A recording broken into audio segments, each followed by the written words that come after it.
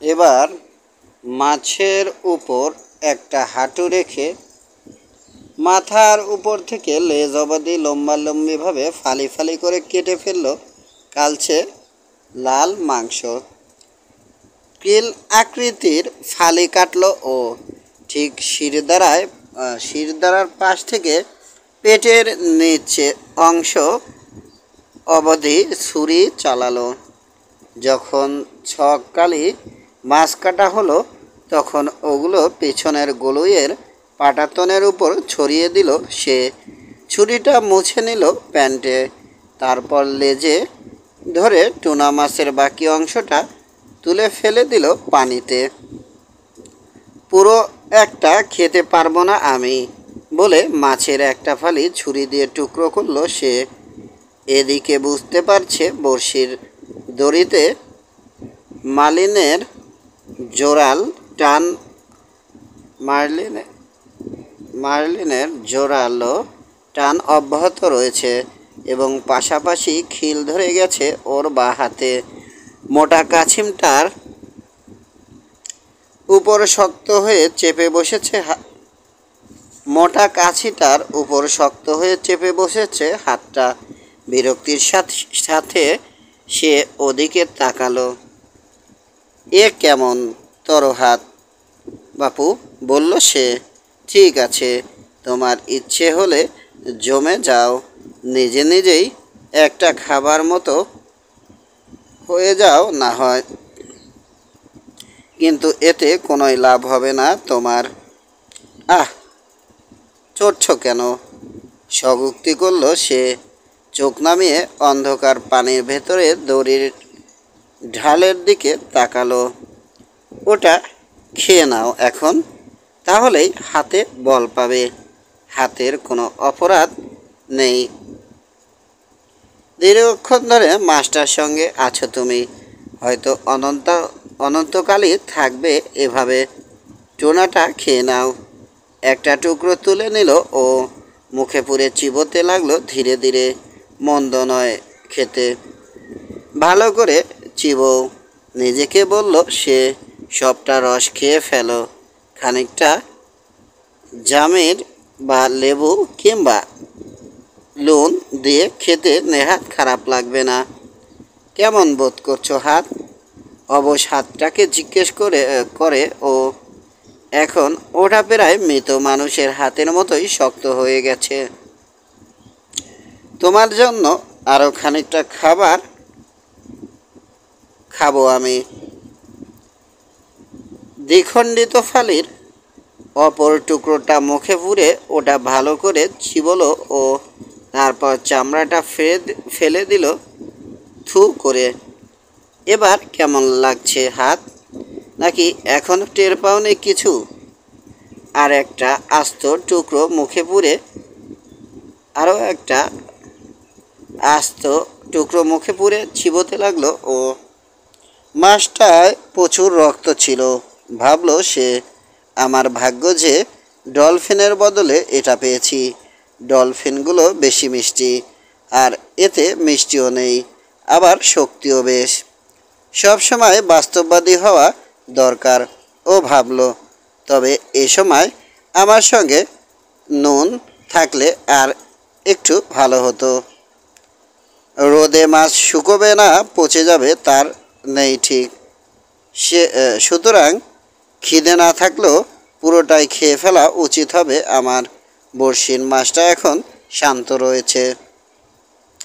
এই বেলা সবটুকু খেয়ে নিই, তারপর তৈরি হয়ে বসে থাকবো। আর একটু সবুর করো হাত, বলল সে। তোমার ভালোর জন্যই এত কিছু করছি আমি। মাছটাকেও কিছু খাওয়াতে পারলে হতো, ও ভাবল। ও আমার ভাই, কিন্তু ওকে না মেরে উপায় নেই। আর তাই আমার শরীরে শক্তি দরকার। ধীরে সুস্থে এবং সজ্ঞানে সবগুলো কিল আকৃতি মাছের ফালি খেয়ে ফেলল ও। তারপর প্যান্টে হাত মুছে বসলো সোজা হয়ে। হ্যাঁ, বা হাতকে লক্ষ্য করে বলল সে। এবার তুমি দড়িটা ছেড়ে দিতে পারো হাত। তোমার ওই ন্যাকামি বন্ধ না হওয়া পর্যন্ত ডান হাতেই ওটা সামলাতে পারবো আমি। বা হাতে ধরা বড়শির ভারী দড়িটার উপর বা পা রেখে ও চিত হয়ে শুয়ে পড়ল পাটাতনের উপর। খোদা, আমার হাতের খিলটা ছাড়িয়ে দাও তুমি, প্রার্থনা করল ও। মাছটা আবার কখন কি করে বসে কিছুই বলা যায় না।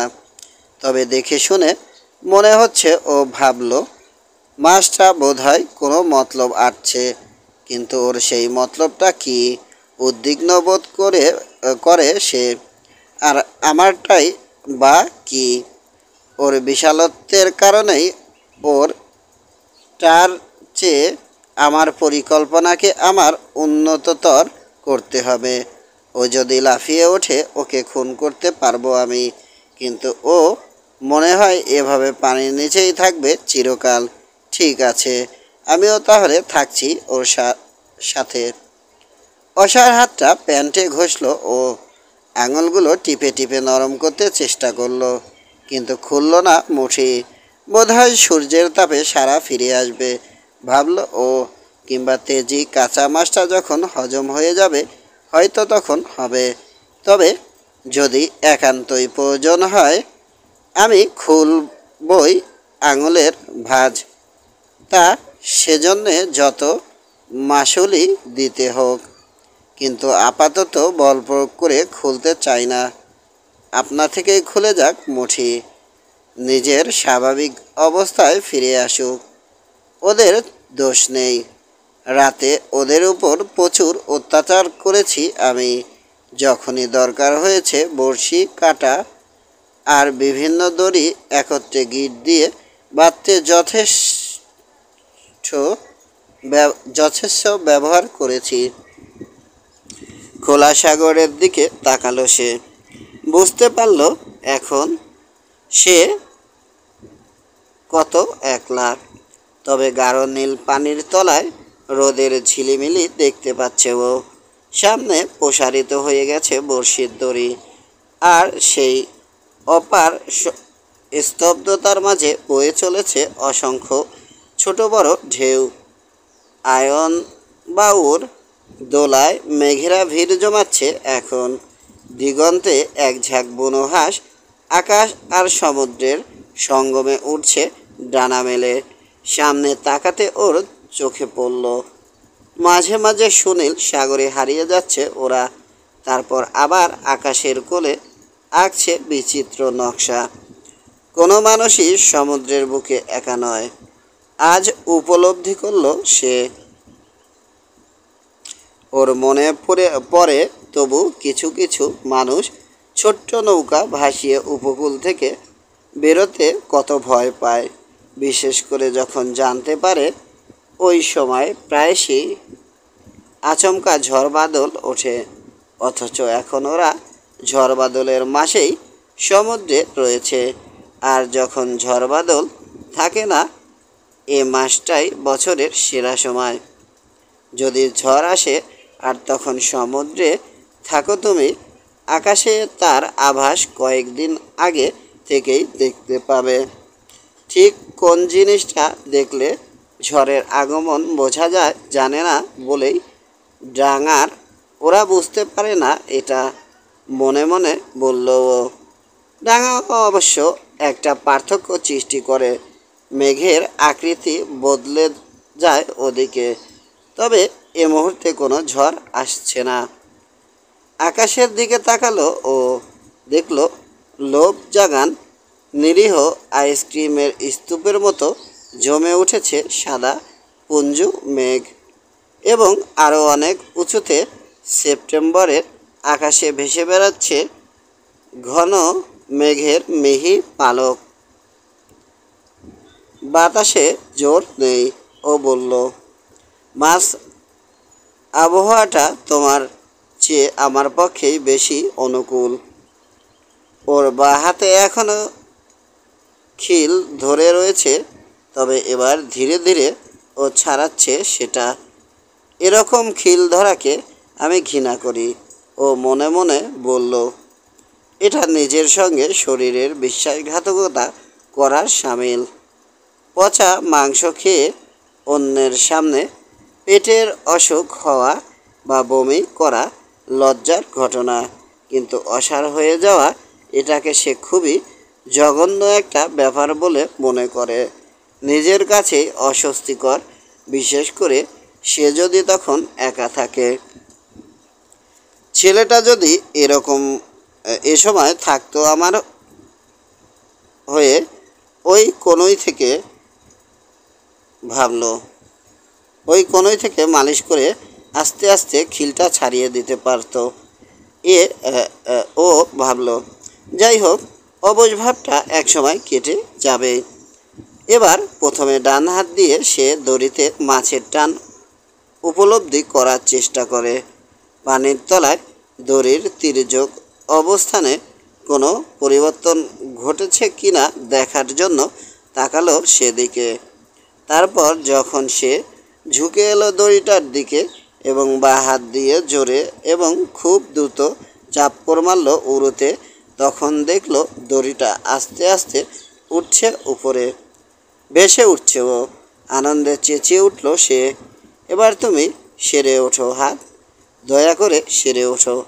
আস্তে আস্তে উঠে আসে দড়িটা এবং তারপর নৌকার সামনের দিকে সমুদ্রের বুকে আলোড়ন তুলে মাছটা ভেসে উঠল। গভীর সমুদ্রতল থেকে উঠে এসেছে ও, পিঠের দুপাশ দিয়ে পানি গড়িয়ে পড়ছে, রোদ পড়ে চকচক করছে সারা গা, মাথা আর পিঠটা কালছে বেগুনে, বুকের দুপাশের ডোরাগুলো সূর্যকিরণে চওড়া আর ঈষৎ নীলচে দেখায়। ওর মুখ বেসবল ব্যাটের মতোই লম্বা আর তরবারির মতো সূচালো, গোটা দেহটা পানির উপর ভাসিয়ে মুহূর্তের জন্য দেখা দিয়ে ফের দক্ষ সাঁতারুর মতো অবলীলায় নেমে গেল ও, এবং বুড়ো দেখল ওর বিশাল কাস্তে সদিচ্ছ লেজটা অদৃশ্য হয়ে যাচ্ছে পানির তলায় এবং দড়ি ছুটে বেরিয়ে যাচ্ছে। ডিঙিটার চেয়ে ও 2 ফুট লম্বা। বুড়ো বলল, দড়িটা দ্রুত কিন্তু একটানা নেমে যাচ্ছে, আর মাছটাও ঘাবড়ায়নি একটু। দু হাতে দড়িটা সামলাবার প্রয়াস পাচ্ছে বুড়ো, যাতে ওটা ছিঁড়ে না যায়। ও জানে, ও যদি এখনই অব্যাহত চাপ প্রয়োগ করে মাছের গতি কমিয়ে ফেলতে না পারে, মাছটা হয়তো টেনে নিয়ে যাবে সব দড়ি আর বড়শিটাও ছিঁড়ে ফেলবে। মাছটা বিরাট, ওকে আমার বশ করতে হবে। ও ভাবল, ওর শক্তি কতটা, বা ঝেড়ে দৌড় দিলে কি করতে পারে ও, তা ওকে কোনো মতে বুঝতে দেয়া চলবে না। ওর অবস্থায় আমি হলে এতক্ষণে প্রাণপণে দৌড়ে সব কিছু ছিঁড়ে পালিয়ে যেতাম।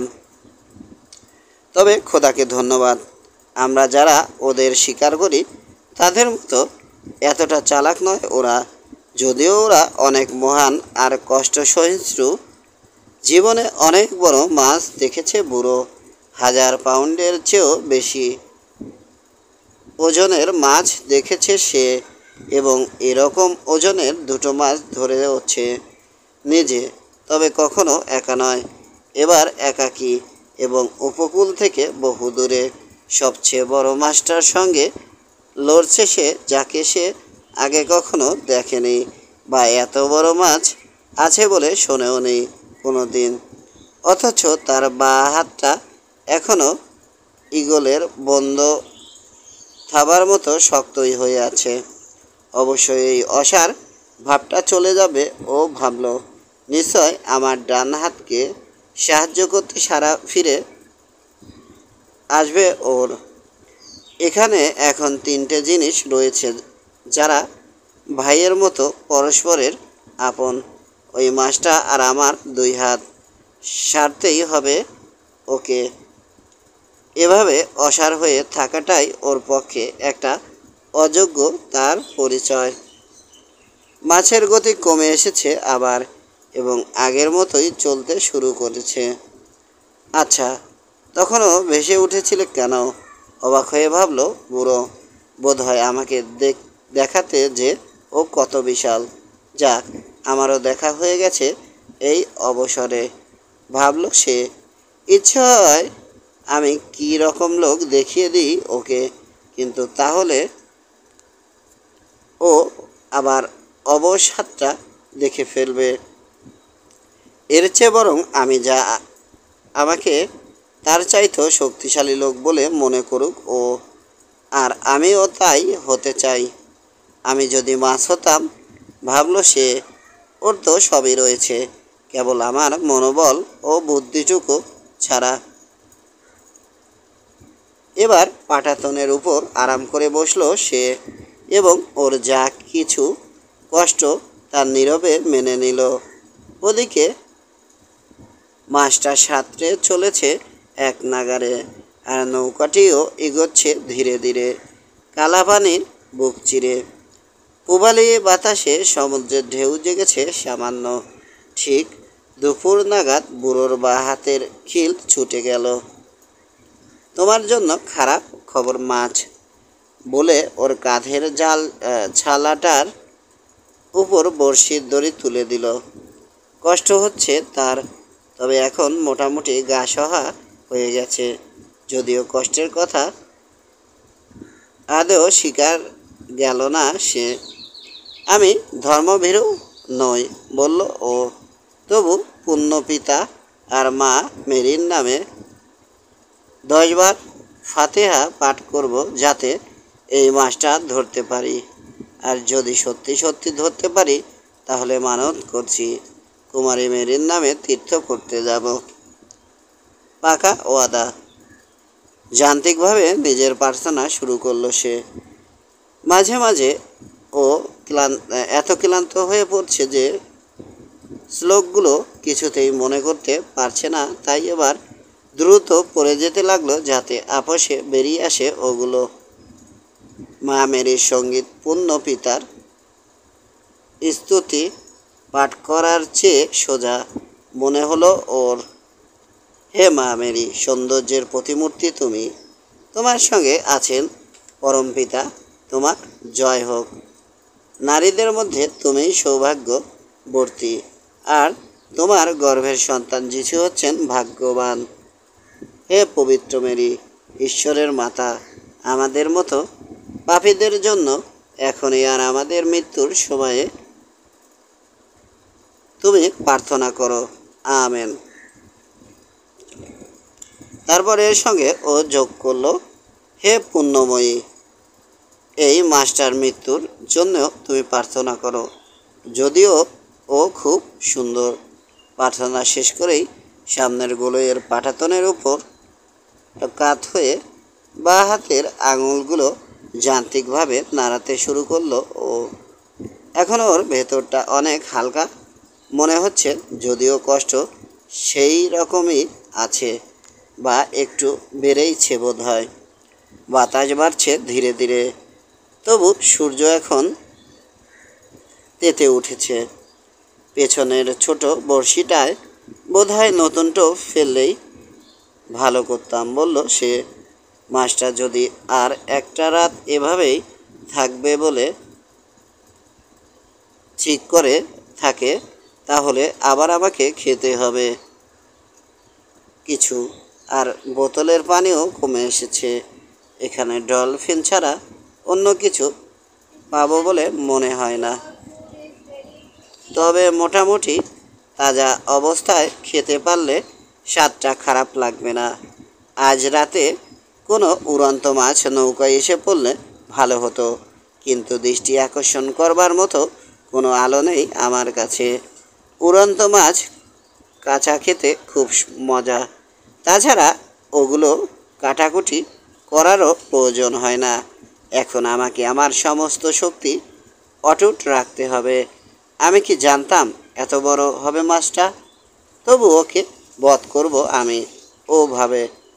ওর বিশালত্ব আর অসীম ক্ষমতা সত্ত্বেও, যদিও কাজটা অন্যায় ভাবলো ও, তবু ওকে আমি দেখিয়ে দেব মানুষের ক্ষমতা কত, আর কি প্রচণ্ড তার সহ্য শক্তি।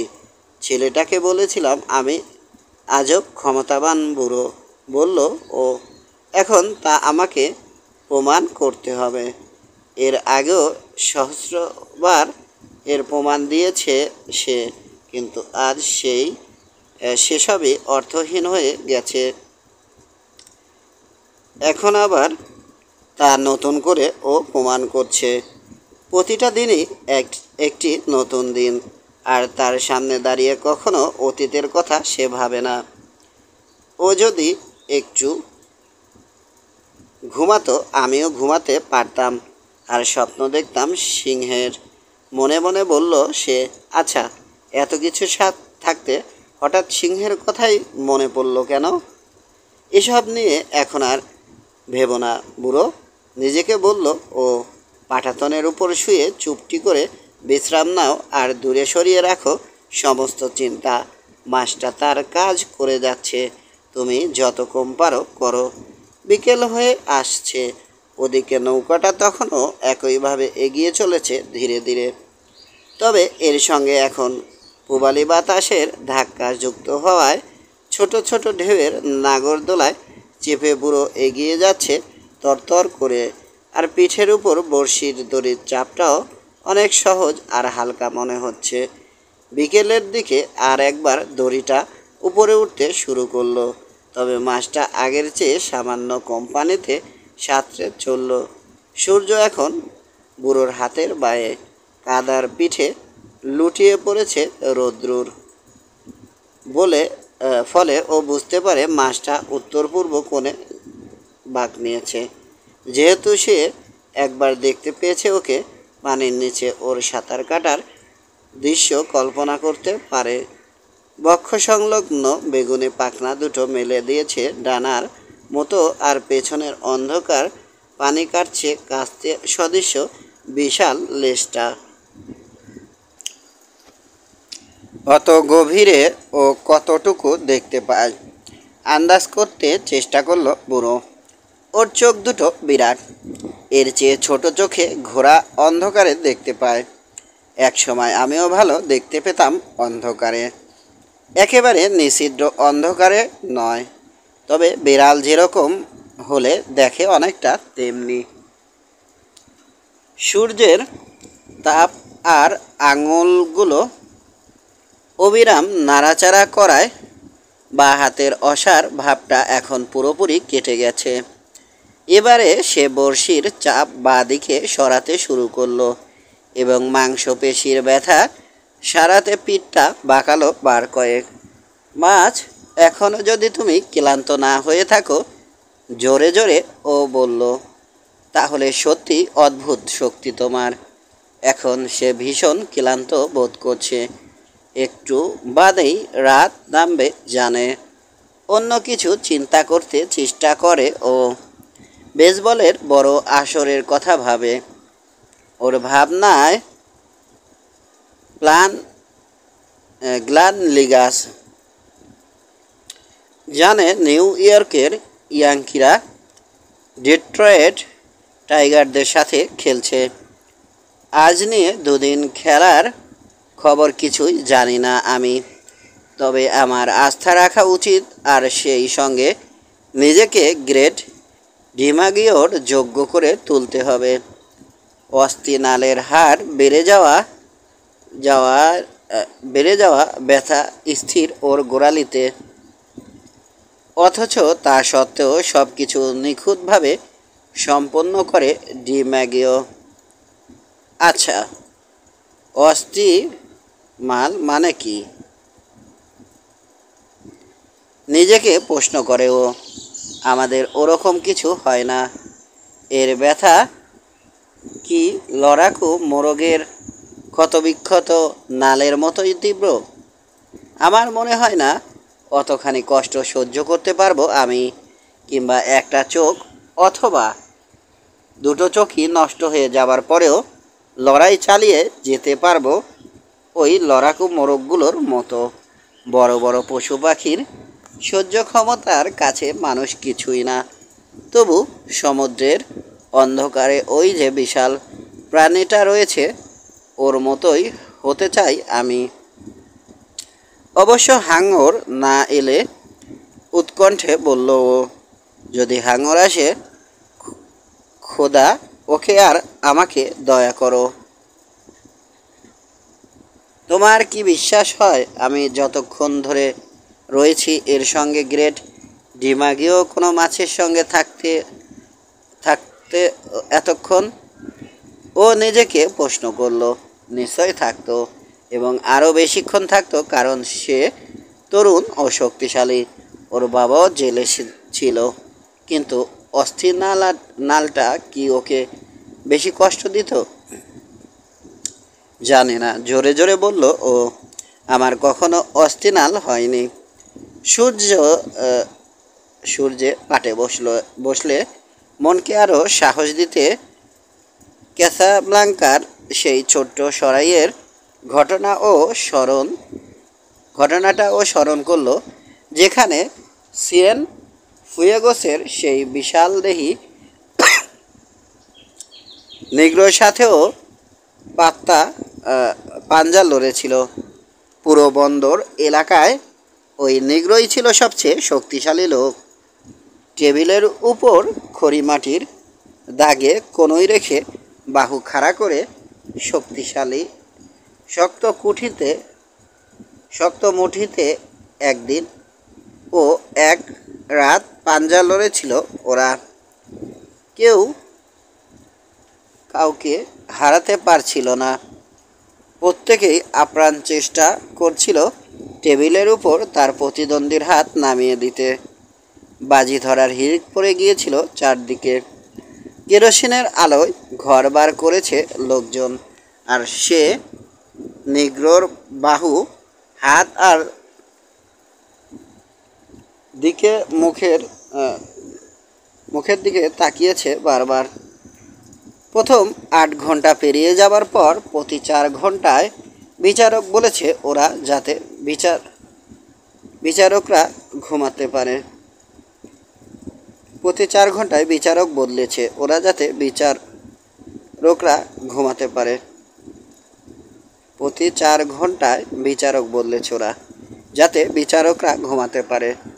ওর আর নিগ্রোর দুজনেরই নখের নিচ থেকে রক্ত বেরিয়ে এসেছিল, কিন্তু ওরা তাকিয়ে থেকেছে পরস্পরের কোনোই আর ওদের হাত ও বাহুর দিকে। আর যারা বাজি ধরেছিল তারা উত্তেজিত হয়ে বারবার ঘরবার করেছে কিংবা দেয়ালে ঠেকান উঁচু চেয়ারগুলোতে বসে লড়াই দেখেছে গভীর আগ্রহের সঙ্গে। দেয়ালগুলো ছিল কাঠের, উজ্জ্বল নীল রং করা, আর তাতে ছায়া ফেলেছিল কেরোসিনের আলো। নিগ্রোর ছায়াটা ছিল বিরাট, আর হাওয়া যখন বাতির শিখা নাড়িয়ে দিয়েছে তখন ছায়াটাও দুলে উঠেছে দেয়ালের গায়ে। এভাবেই হাত দুটো ওরা আগুপাছু করল সারা রাত, এবং নিগ্রোকে রাম খাওয়ালো ওরা, সিগারেট ধরিয়ে দিল। তারপর নিগ্রোটা রাম খাওয়া শেষ করে প্রচণ্ড চাপ প্রয়োগ করতে চেষ্টা করল, এবং একবার প্রায় ইঞ্চি 3 ফেরে ফেলল বুড়োকে। অবশ্য তখন সে আসলে বুড়ো ছিল না, ছিল চ্যাম্পিয়ন সান্তিয়াগো। কিন্তু আবার নিজের হাতটাকে ঠেলে খাড়া করে ফেলে বুড়ো, এবং তখনই নিশ্চিত হয়ে যায় ওই নিগ্রোকে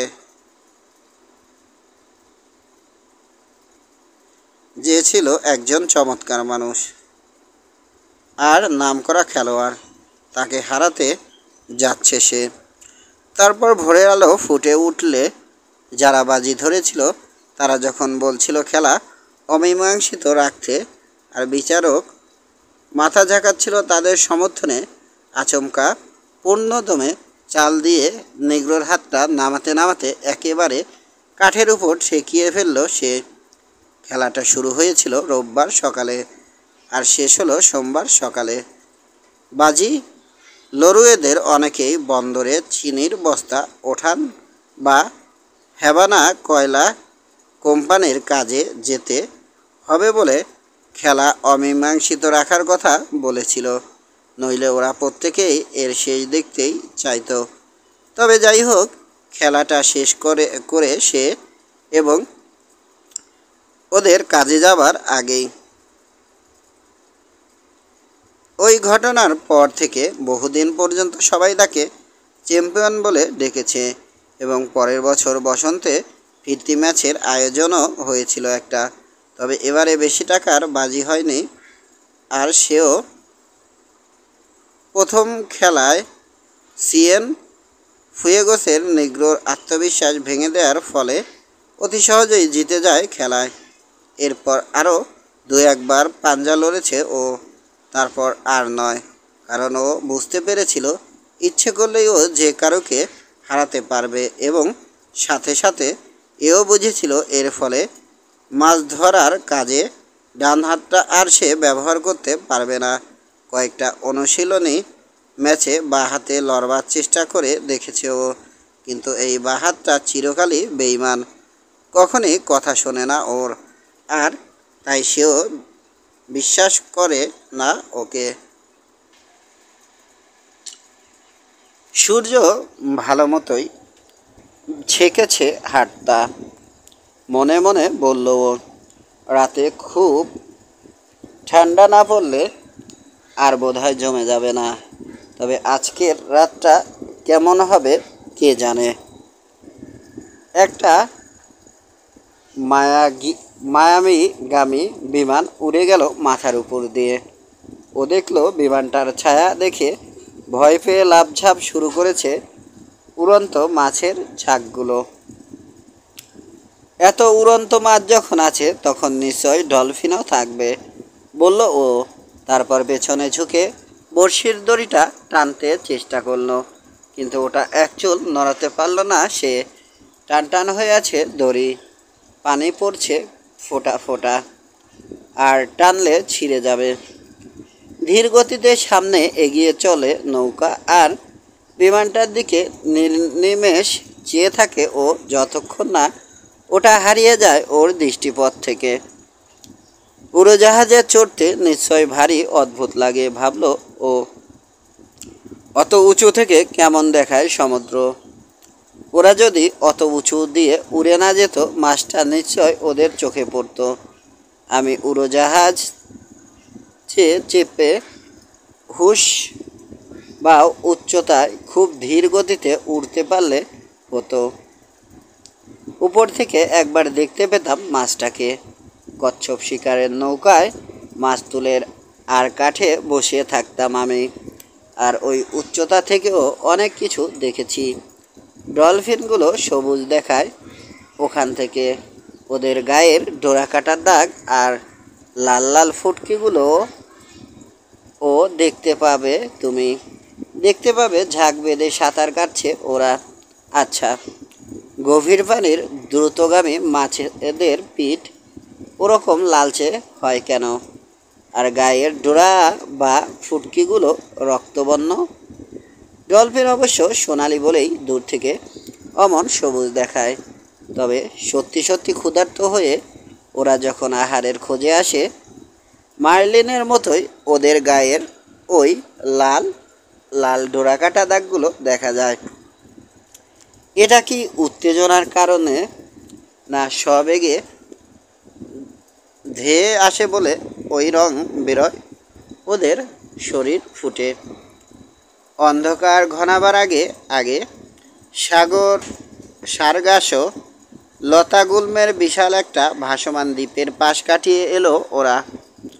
ছোট ছোট ঢেউয়ের নাগরদোলায় চেপে তখন এমনভাবে দুলছিল দ্বীপটা, যেন কোনো হলুদ কম্বলের তলায় কারো সাথে প্রেম করছে সমুদ্র। ঠিক একসময় ওর ছোট্ট বড়শিতে একটা ডলফিন ধরা পড়ল। যখন পানির উপর লাফিয়ে উঠল ওটা, সে দেখতে পেল ওকে। গোধূলি আলোয় কাঁচা সোনার মতো গায়ের রং দিশেহারা হয়ে ছটপট করছে শূন্যে। ভয়ে আতঙ্কে আরও কয়েকবার লাফ দেয় ও, আর বুড়ো পেছনের গলুইয়ে গিয়ে প্রথমে উবু হয়ে ডান হাতে সামলে নেয় বড় বড়শির দড়িটা, তারপর বাঁ হাতে টানতে শুরু করে ডলফিনকে, আর প্রতিবারে গোটান দড়ি চেপে ধরে ওর নগ্ন বাঁ পা দিয়ে। মাছটা যখন হতাশায় দাপাতে দাপাতে গলুইয়ের কাছে এলো, বুড়ো গলুইয়ের উপর থেকে ঝুঁকে উজ্জ্বল সোনা রং লাল বুটিদার মাছটাকে টেনে তুলল নৌকায়। প্রচণ্ড আক্ষেপে ওর চোয়াল একবার খুলছে, আবার বন্ধ হচ্ছে। বারবার কামড়ে ধরেছে বড়শিটা। লম্বা চ্যাপ্টা শরীর আর লেজ দিয়ে ডিঙির পাটাতনে ক্রমাগত আঘাত করে চলে ও। তারপর বুড়ো যখন মুগুর পেটা করে ওর চকচকে সোনালি মাথাটা থেতলে দিল, একবার কেঁপে উঠে নিস্পন্দন হয়ে গেল সব কিছু। বড়শি থেকে মাছটা খুলে নিল বুড়ো। তারপর আরেকটা সার্ডিনের টোপ পরিয়ে বড়শিটা ফেলে দিল পানিতে। এবার মৃদু পায়ে আস্তে আস্তে ফিরে এলো সামনের গলইয়ে। বাঁ হাতটা ধুয়ে ফেললো ও প্যান্টে মুছলো। তারপর সমুদ্রে সূর্যাস্ত আর বড় মাছ ধরা দড়ির ঢালের দিকে নজর রেখে ভারী বড়শিটা ডান হাত থেকে বাঁ হাতে নিল এবং তারপর ডান হাতটা ধুয়ে ফেললো সমুদ্রের পানিতে ডুবিয়ে। ও দেখছি একটু কাহিল হয়নি, বলল সে, কিন্তু ওর হাতে ঢেউ ভাঙার হার দেখে বুঝতে পারল মাছের গতি বেশ কমে গেছে। দাঁড় দুটো একসাথে বেঁধে পেছনের গলুই থেকে আমি পানিতে নামিয়ে দেব।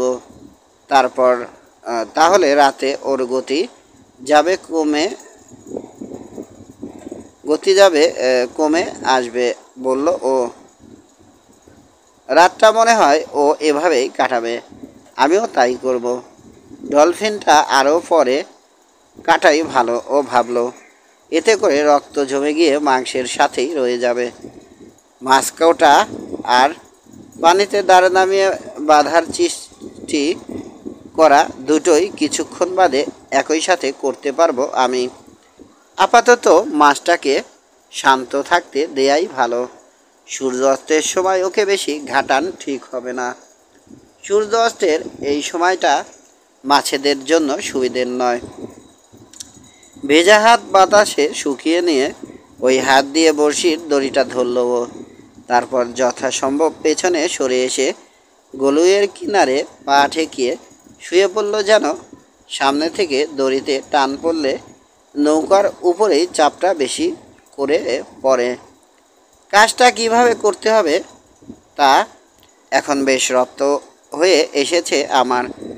মনে মনে বলল এই মাছ খেলানোর ব্যাপারটা। তারপর ওর মনে পড়ে সেই টোপ গেলার পর থেকে মাছটা কিছু খায়নি। ওর শরীরটা বিশাল আর খাবারও নিশ্চয় প্রচুর লাগে। আমি তো একটা আস্ত বনিটো খেয়েছি, কাল খাবো ডলফিন। এই মাছটাকে সে সোনালি বলে সম্বোধন করলো। আমার বোধহয় কুটা বাছার সময়েই খানিকটা খেয়ে নেওয়া উচিত হবে। এটা খাওয়া শক্ত হবে বনিটোর চেয়ে। অবশ্য সেক্ষেত্রে দুনিয়ার কোন কাজটাই বা সোজা। কেমন বোধ করছো মাছ? চেঁচিয়ে প্রশ্ন করলো ও। আমার কিন্তু ভালোই লাগছে। বা হাতটা আগের চেয়ে সুস্থ, তার উপর পুরো একটা রাত আর দিনের মতো খাবারও আছে। নৌকা টেনে যাও মাছ। আসলে সে মোটেও ভালো বোধ করছিল না, কারণ তার পিঠে দড়ির ব্যথাটা প্রায় সহ্যের শেষ সীমা পেরিয়ে গিয়ে পরিণত হয়েছে এক ধরনের ভোঁতা অনুভূতিতে। আর এই ভোঁতা ভাবটাকেই সে সুস্থতা বলে ভুল করছে। এর চেয়েও খারাপ অবস্থা হয়েছিল আমার, ভাবল ও। এখন একটা হাতে কেবল সামান্য একটু ক্ষত রয়েছে, অন্যটা থেকে ছেড়ে গেছে খিল। পা দুটো ভালো আছে। তাছাড়া আহারের প্রশ্নেও মাস্টার চেয়ে এগিয়ে রয়েছি আমি। এখন চারদিক অন্ধকার, কারণ সেপ্টেম্বরের সূর্যাস্তের পর আধার নামে ঝপ করে গলুইয়ের জীর্ণ পাঠাতনের উপর পড়ে আছে সে। বিশ্রাম নিচ্ছে যতটা পারে। প্রথম তারাগুলো দেখা দিয়েছে।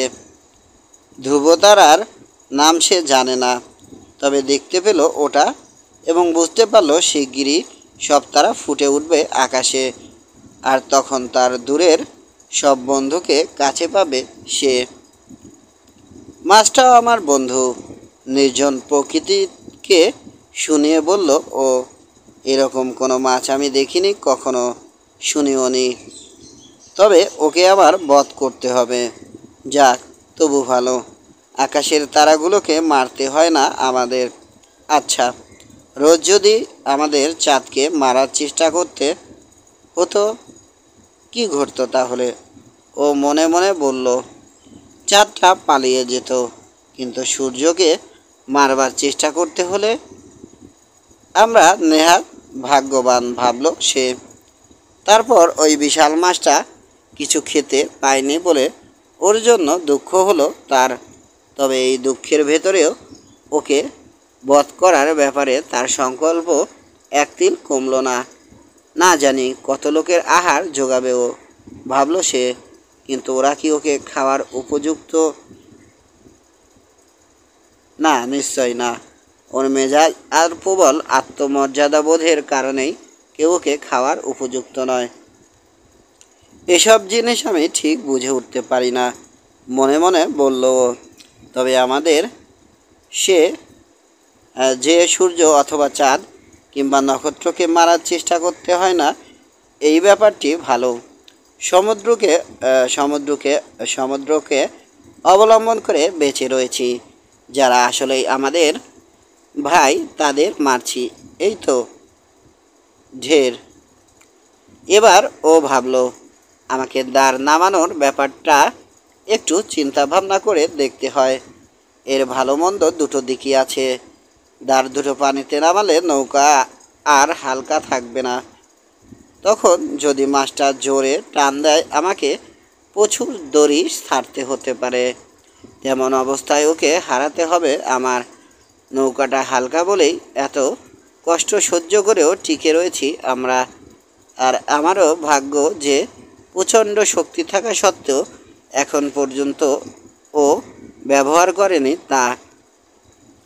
তবে কপালে যাই আসুক, পচে যাবার আগেই ডলফিনটা কুটে ফেলতে হবে আমার। আর তরতাজা থাকার জন্যে খেতেও হবে ওর কিছুটা।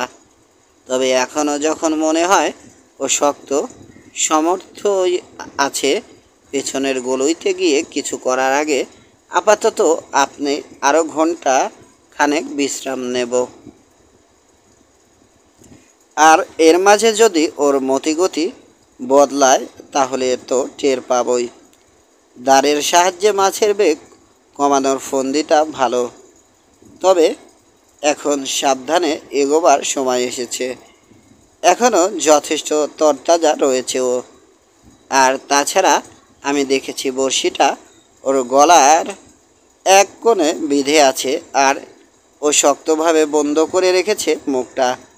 গলায় বড়শি বিঁধে থাকার কষ্ট ওর কাছে কিছুই না।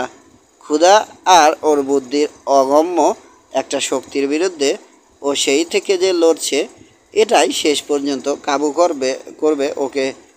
অতএব এখন তুমি বিশ্রাম নাও বুড়ো, আর তোমার পরবর্তী দায়িত্ব পালনের সময় না আসা অবধি ওর কাজ ওকে করে যেতে দাও। অনুমানের উপর ঘন্টা দুয়েক বিশ্রাম নেয় ও।